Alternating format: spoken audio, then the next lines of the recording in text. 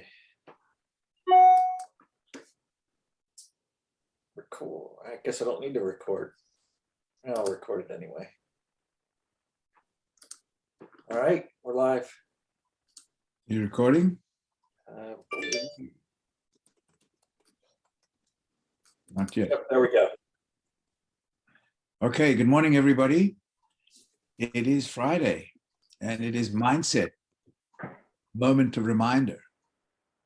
So before, of course, we need to start with our little slaughterhouse of failure is not in our destiny. We will persist until we succeed. That's Ogmandino modified with a little us and we. I mean, instead of me and us. So today we're going to talk about being open to anything. And I think this is a very big subject. It's a huge subject, in fact. And I thought I might just start by saying how we've got to adapt and be open to things and open to change and so on. So I'm starting off with the way, life is. And then, we have to kind of adapt to somewhat not always being right. And then we kind of adapt to life as it is. I'm just trying to make light of this, but I'm saying that, basically, I'm just trying to make light of it, but basically it's important that we are open to stuff. And we have to be adaptable. We have to adapt to new possibilities, to new products, new technologies, more streamlined way of doing business. COVID was an excellent way for us to understand that we had to, literally in a moment, completely look at life again and look at new things that we really thought about. One thing that I think is huge is, we'll talk about the technologies and all that kind of stuff, but I'm thinking, being open, it's going for some of the people we're talking to, going from a W-2 to a 1099. I think this is a huge subject in itself. And I think this is something we need to explore a little bit, as well as all the technologies and things that are changing and so on. So I just thought I might mention that to begin with. Yeah, and life's unpredictable, right? Just as business is unpredictable. And so you have to kind of prepare yourself for what's to come, not only what you've done in the past, but prepare yourself for things that may change in the future. And as Lawrence said, COVID taught us that we needed to be able to pivot in a moment's notice. And, a lot of things have changed in the last 18 months. We've had to pivot a little bit to doing a little bit more online recruiting, online meetings, Zoom calls with physicians and things along those lines. But we've also had to pivot to how we talk to folks about the business that they're in and the business that we have, right? Because they're used to being maybe W-2 and now we're talking to them about being 1099 or doing a side gig in conjunction with what they're currently doing. And there's a lot of reps out there right now that still aren't able to go into hospitals, right? They're limiting how many people can come in for surgical procedures. And so a lot of them are starting to get bored. They're getting antsy. They want something else to do. They want something to do where they can call on different physicians. And so, we have to be able to have that openness to anything. And we have to also be able to convey that to others, right? A good example, like I said, was being able to transition to doing this business online, whereas before we were doing it somewhat online, but a lot of times through attending medical conferences and things along those lines. And we're getting back to that, which is great. But I think we've all learned a lot in the last 18 months, not only about this business, but how to pivot, but about ourselves and whether or not we're able to be open to anything, right? In my career, what I noticed a lot of times were guys that had been around for 20 years or 25 years, and we'd come out with new products. They didn't want to learn them, right? So they were like one trick ponies. They knew how to do what they knew how to do, but they didn't want to learn anything new, and that kind of made them obsolete in a sense. Even though they had relationships with physicians that were able to advance the business or increase the business, increase sales and things along those lines, they were unwilling to adapt to new technology. And what happened with that was, as pricing were coming down on medical device products, companies were looking for new technologies to be able to upcharge. And if you're unable to learn those new products and convey to physicians what those new products offer advantage wise to your patients and longevity of implants, then you're unable to advance the business by upselling, right? And so essentially what we're doing in this business is we're trying to upsell physicians from what they're currently doing.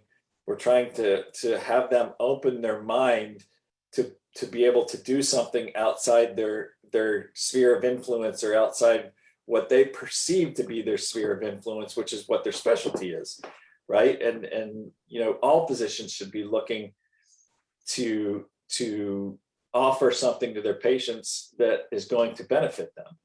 And, along with that comes the ability to be able to convey to them that what they're doing, although they perceive it to be outside their sphere of influence, is what's ultimately best for the patients and best for their practice. Yeah. In fact, I've had several physicians who've said it's not in my wheelhouse. And, that I think is very myopic. It's very short-sighted, because we always talk about,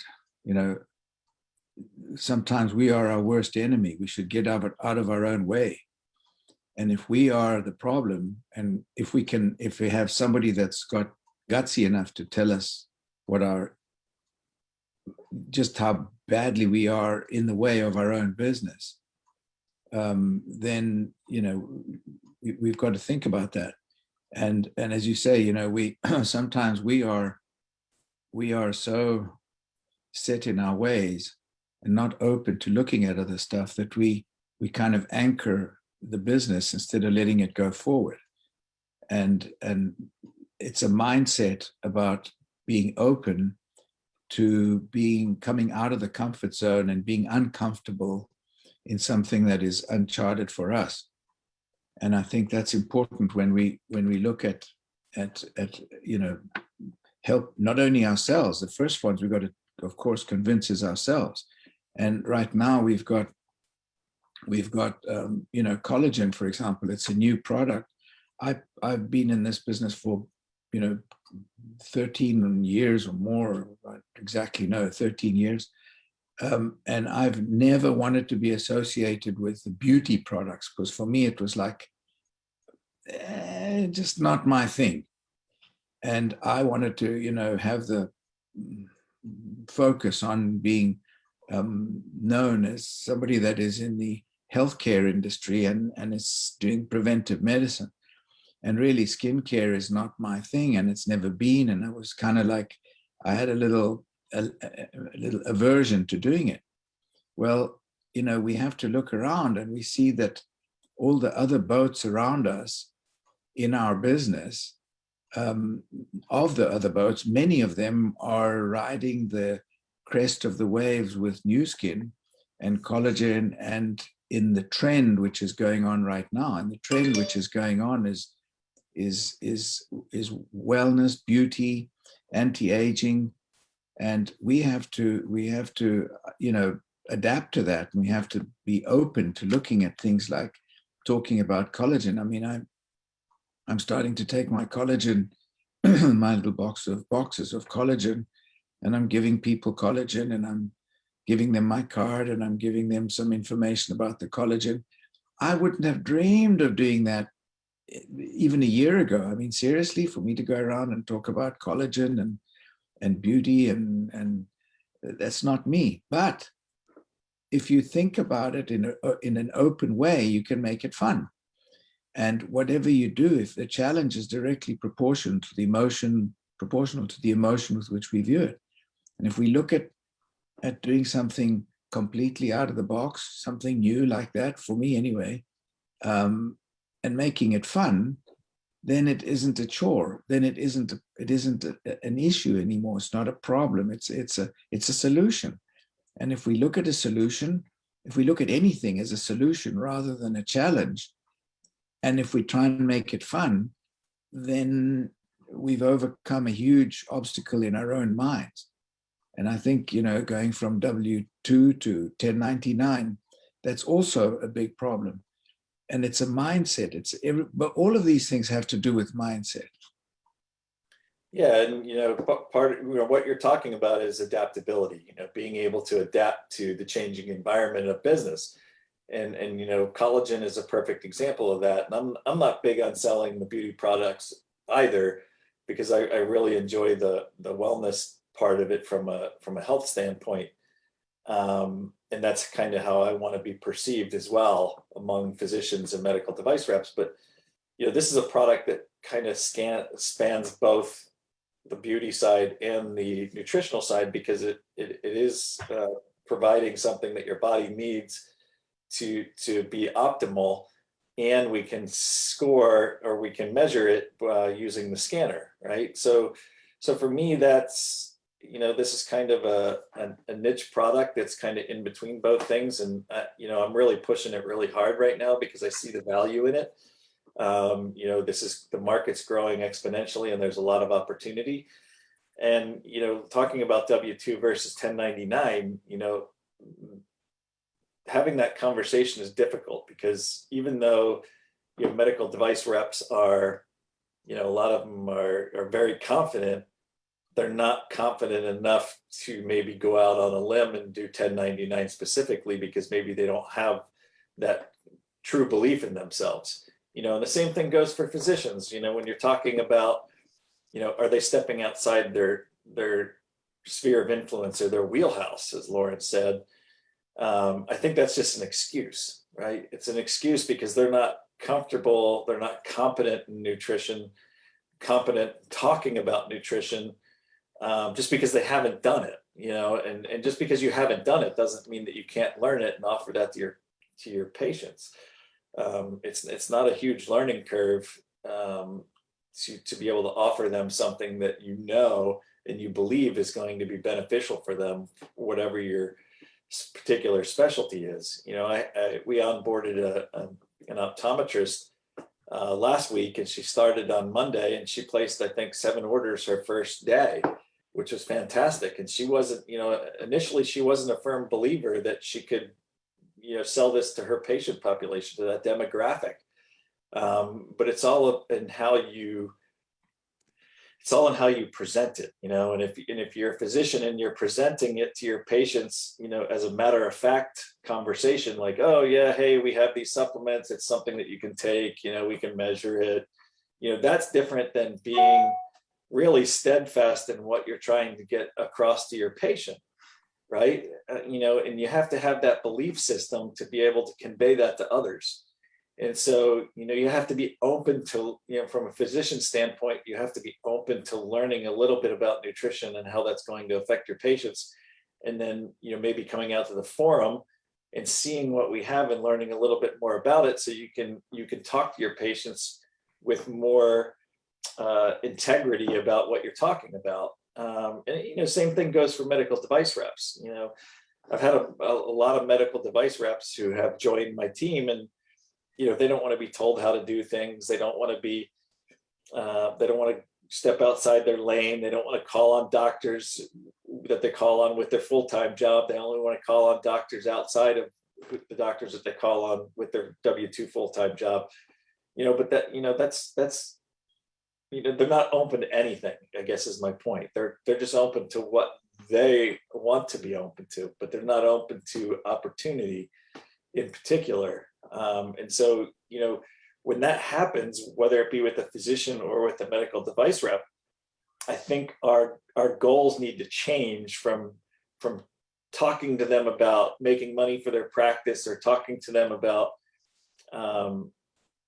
how the scanner works or the supplements, what they offer to patients. And it needs that goal needs to change to showing that physician that this makes sense for their practice and it makes sense for their patients. And when you have the patient's best interests in mind, I think it becomes a little bit more natural of a conversation. And, you know, one thing we talked about on our team call this week was I think we need to be more adaptable in providing what the physician needs or what the physician wants to make them feel more comfortable about what they're doing with this particular program. For example, you know, if you have an optometrist, I don't think the good, better, best program is something that the optometrist should be pushing. They shouldn't be pushing, I don't think, at least initially, they shouldn't be pushing Vitality and age-lock youth. It's just, that's outside of their wheelhouse. You know, the whole epigenetic concept is harder for them to talk to patients about. I think we need to keep it simple, stupid. So good, better, best for an optometrist, for example, might be LifePak, good.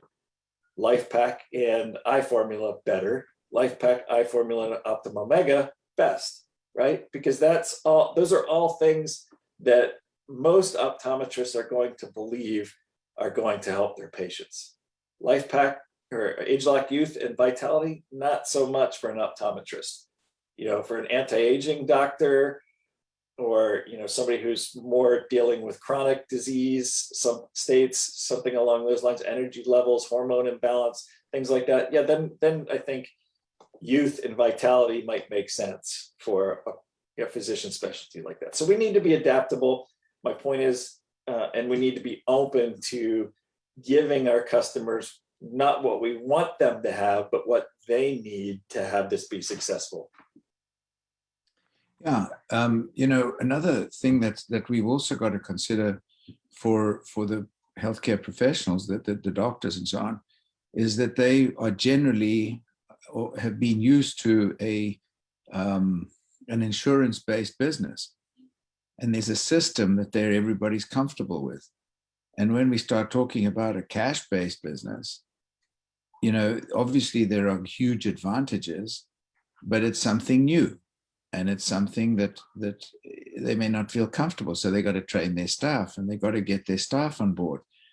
And the staff has to kind of understand the benefits of this. And thankfully, with the scanner, there is a way to incentivize the staff as well. You know, with that little incentive for the scanning and for the for putting people on ADR. So the whole point about helping the physician achieve what he or she needs and what they want. And this is so important. And as I'm saying, you know, it goes also, we're seeing now the changes taking place in the payments of insurance and reimbursements and all this kind of stuff. Everything is completely changing. Even, I think, a company like Zimmerman, the company that you were with, I think they've just changed their policy for all of their employees, all of their sales reps, from W-2 to 1099. I believe that they've done not all of them, but that's the direction that they're going. I mean, the medical device and pharma companies have been wavering back and forth for the last 15 years between W-2, 1099. So when I was in that space, you know, every 3 or 4 years, we would go from being W-2 with a private distributor to 1099 or W-2 with corporate, and vice versa. You know, it would just change every 3 or 4 years because, you know, different people were taking over the company and they had different ideas on how that was going to work. Now, Zimmer Biomet in particular, seems like they are specifically going more 1099, and some of the other companies like Smith and Nephew and Stryker, you know, a lot of those companies seem to be, as Martin pointed out in the chat, you know, they're trying to reduce their overhead. I think you're going to see a lot of mergers and acquisitions in that space in the coming years. So a lot of them, what they're trying to do is cook their books and make their books look better.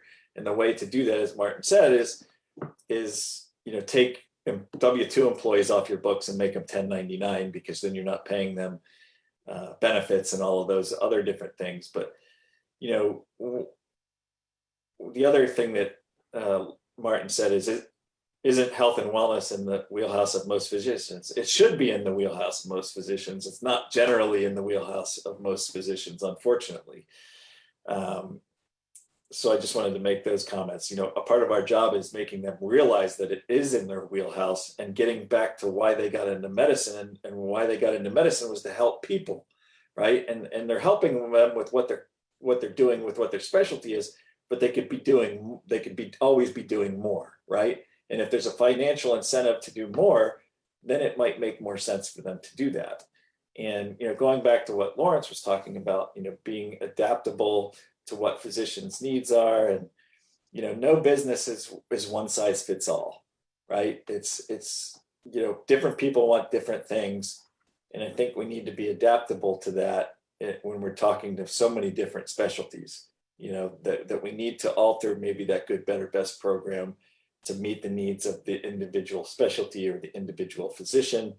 And then that means, changing the order form, and, it's a little bit more work on the back end, but I think it's going to reap rewards, or on the front end, but it's going to reap rewards on the back end. I think also to what Martin was saying, it's the healthcare. Well, I could quote what he says. Let me see if I can find it here. Isn't health and wellness in the wheelhouse of our physicians? Well, actually, yes and no, because the wheelhouse of our physicians is sick care industry. We're in the sick care industry. We're not in the healthcare industry. We like to say it's healthcare. It's not. The people go to the doctor when they're sick. It's a sick care industry. So when we talk about something that is not strictly in their avenue, in their course, it becomes uncomfortable. And so there we have unlimited possibilities where we are right now, but we've got to be open to it. And we've got to be able to impart the advantages of all of these incredible possibilities that exist, because it's like changing. It's a completely new way of thinking, from being in the sick care industry to being in the preventive medicine industry. And there's a big difference. It's not just going to the doctor when you're sick and writing a prescription and getting insurance paid for insurance and so on. This is now completely different. This is now offering, and not just offering a palliative, but offering some real solutions that can avoid future down the road, more sinister things to happen, and getting paid in cash, and changing the training of the nurses and the staff and the assistants and everybody else. It's basically a different ball game altogether. And so there's a different ball game for the healthcare practitioners. It's a completely new game, which is based on prevention rather than just fixing something. And for ourselves, it's for the people that we're trying to recruit, it's also a new game where we're going from, as Dan was saying, going from a W-2 to a 1099. And for us, some of us who are entrepreneurs, neither of those things are of consequence, because we are entrepreneurs. We're not interested, in a W-2. I could care less about a W-2. Never been interested in that. Never been interested in a salary. I've never been interested in somebody telling me what the hell I got to do. And I've always said that, no one's going to pay me enough for what I'm really worth. They'll pay me what the job is worth, but not what I'm worth. And I might be overvaluing myself, but it doesn't matter. That's my own belief. And that's what's important. And I think we've got a whole lot of moving parts right now, and it's exciting for us to be open about all this, because we can help the physician by looking at completely new horizons. We can help the pharma rep, medical device rep, or whoever we're trying to get as new distributors, to take a completely new look at life, not just as a yes sir or no sir, or yes ma'am, no ma'am, but somebody where they can take reins of themselves, and run their own lives. But we've got to make sure that they understand that they do have, if they've spent years in training, they have the credentials. it's like saying, person's just got a degree from university and then he sells himself to the highest bidder. Well, what's wrong with applying all those years of getting your degree for yourself? Be open to thinking, try you first, but do you need the mentality to do that? Yeah, I mean, it's, and I think there's going to be a lot of uncomfortableness for a lot of these medical device reps. Dr. Manzi put in the comments that she did some research, and a lot more companies are going to be converting their employees, their W-2s to 1099. And so there's going to be a lot of uncomfortableness in that space as some of these reps go from getting a nice fat salary with, a commission on top of that for growth, or for hitting their numbers, because a lot of medical device reps are babysitting business. They're farmers. They're just sitting there, watching the business grow, or helping the business grow, but minutely. Whereas the 1099s, once they get flipped over to 1099, they're going to be in for a real shock, because their commissions, their pay is going to go down. They're no longer going to be on salary. They're going to eat what they kill. And a lot of them aren't hunters. So they're not going to be, out there killing every day. And so there's going to be a lot of uncomfortableness, I think, in the next 5 to 10 years, and even shorter term than that. So I think portraying that space is going to get uncomfortable. And I talk to medical device reps every day that are 25 to 45 years in the business, and every single one of them paints a bleak picture. The only people that think that it's still a great business are the kids that are coming right out of college and they're getting paid $60,000 a year. And everybody else I talk to sees the same problems and sees that the future is bleak in that space. And so, we need to help paint that picture. We need to break out our paintbrush and paint that picture for them, so that they see what we see, or they already see it. They just don't want to agree with it at this point, because they're still fat and happy, but that's going to change. And I think it's going to change very significantly moving forward. And anybody that doesn't think that it's going to change significantly, I just kind of chuckle, because the writing's on the wall, and it's only a matter of time till that happens. So they need to be open to anything as well. These medical device reps, a lot of them aren't open to anything, just because they're happy doing what they're doing, and a lot of them are only working 10, 15 hours a week, and they're making 150 grand, because they're just sitting around their house doing nothing. Especially now, they can't go out and see physicians, but a lot of them have taken pay cuts too, over the last 18 months. And once they take a pay cut, the thing I hear from a lot of reps is they've gotten a pay cut or a commission cut.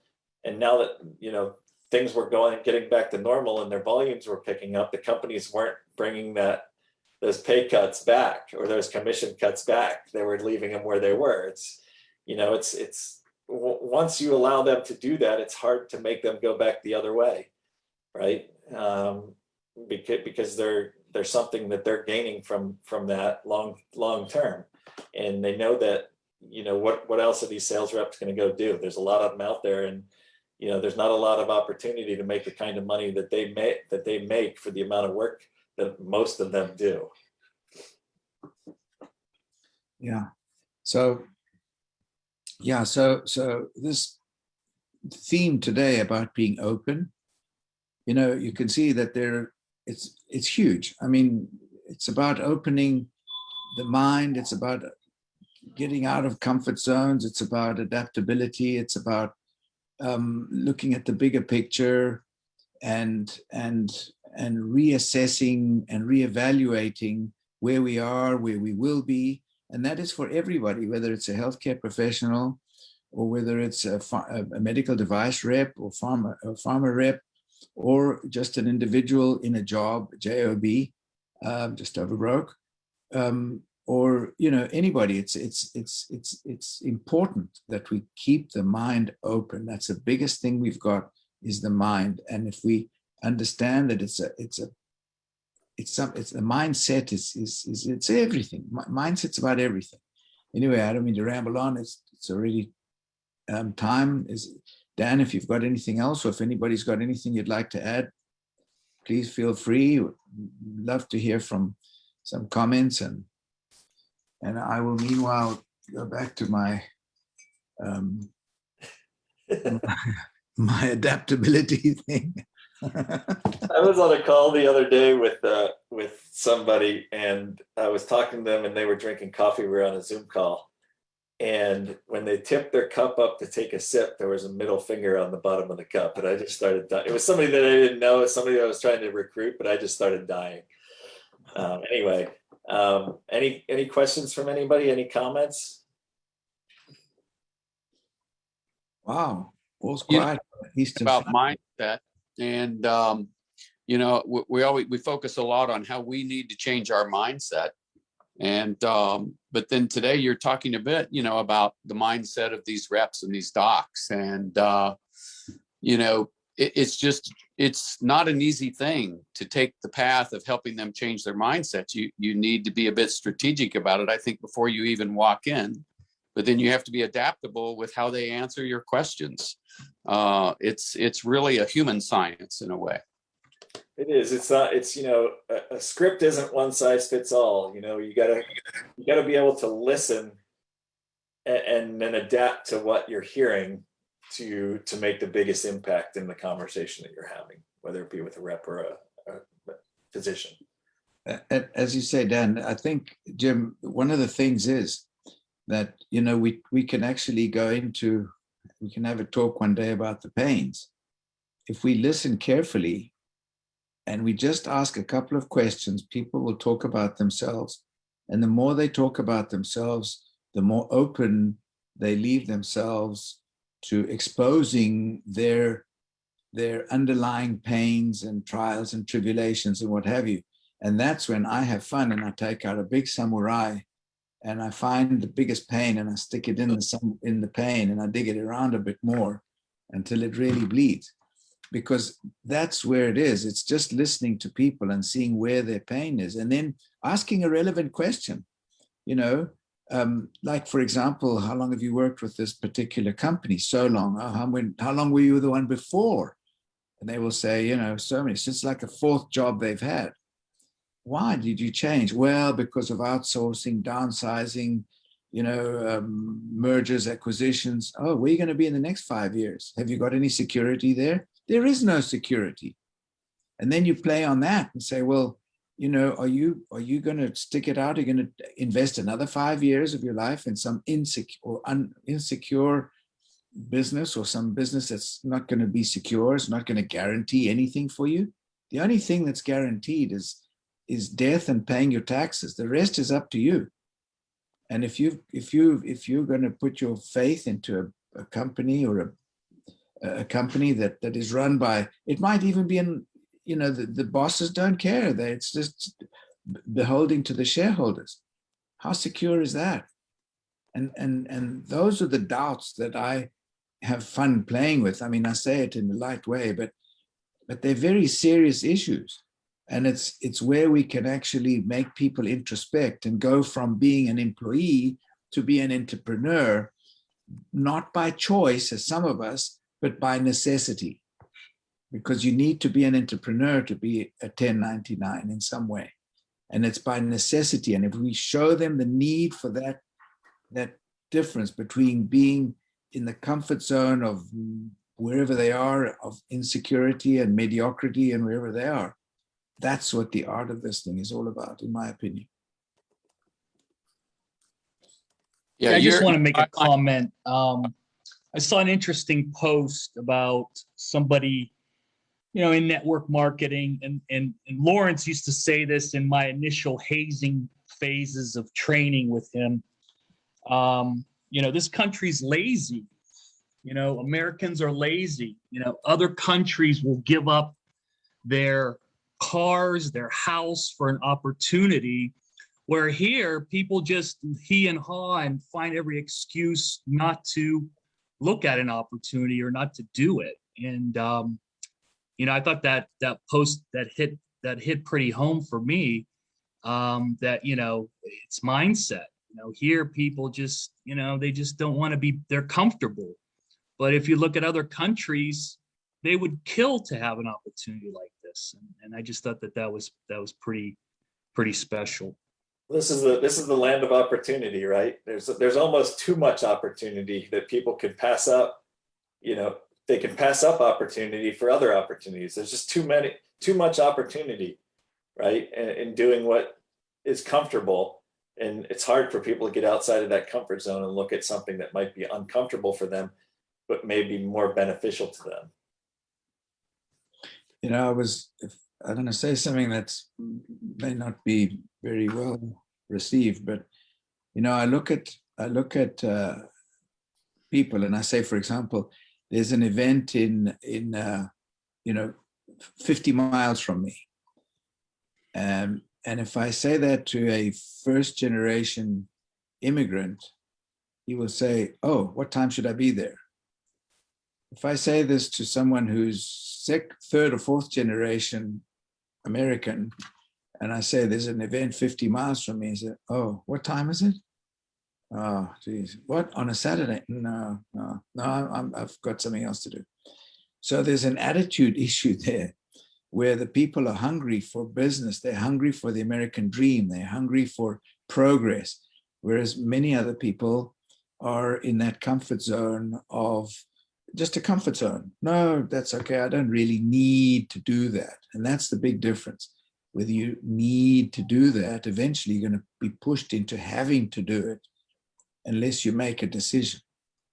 Yeah, I think a great example of what you guys are talking about is Lawrence does these South American calls, and he'll occasionally call me and be like, Dan, you've got to get on this call. You won't believe it. I've got 70 people on this call. It's just, how hard it is for us to get 70 people would be to get 70 Americans on a call. Almost impossible. I mean, it's just too hard to get people to commit. But in these other countries, they're looking for opportunity and they're jumping on opportunity.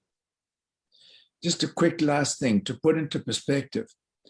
Does anybody know how much a doctor, maybe even trained in the States, makes, generally speaking, a general practitioner? I'm not talking about a specialized, highly qualified, plastic surgeon or brain surgeon or anything else. A doctor in most of the countries in South America, does anybody know how much an average doctor makes? In Latin America? Yeah, in Colombia or Mexico or Argentina, an average doctor. Probably $60,000. 60? Yeah. Yeah, right. Try $24,000 to $30,000 at most. That's $2,000 a month. $2,000 a month, if that. Mm-hmm. So when we start looking at what we have, and we look at the fact that just with a scanner, we've got the possibility of doing stuff. I'm just trying to say,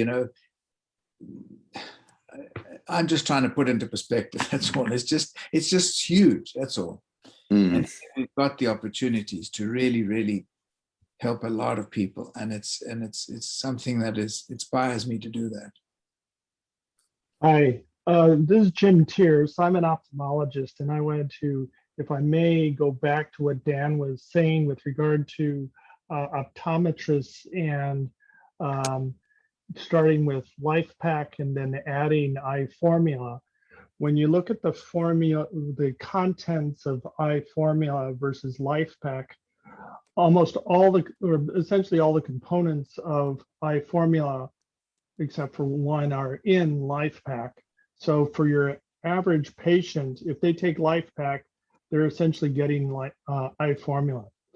If the people have macular degeneration, then adding iFormula is probably a good idea. But otherwise, I think it's duplication. Good point. Thank you. Yeah. Jim, what about adding the omegas? Is that a substantial improvement as well, or? With regard to macular degeneration, adding the omegas does not make a difference. However, adding the omegas does help with dry eyes, and so that is beneficial.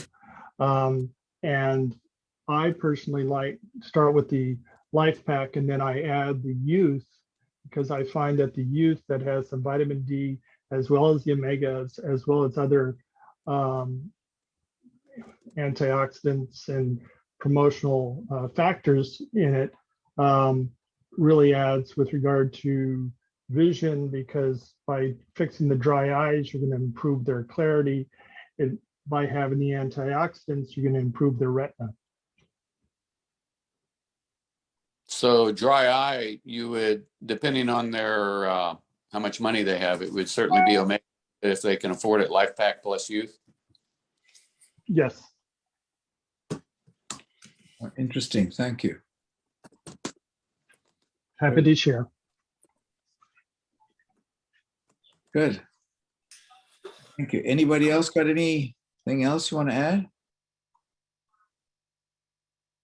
No? Okay.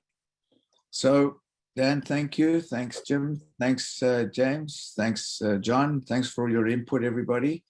And we look forward to seeing you on Monday on Scott Bennett's call, and on Wednesday on Kent and Mansey's call, Kent Nelson and Mansey. Let's try and get the ratings for these calls for Monday, Wednesday, Fridays, because I think there's always something to learn. I listen to and watch or listen to these calls every week, and I listen to anybody that has anything to say about anything, because there's always something to learn. And there's always good input from everybody, and I appreciate that a lot. So if we can get people to, come to these calls, I think it would be beneficial to the team in general. So thanks everybody for being on the call, and Thanks, you happy guys. Thanks, everybody. Have a great weekend. next week. Thank you. Really great call today. Thank you. Blessings. Thank you both. Great job. Have a good weekend. Bye-bye.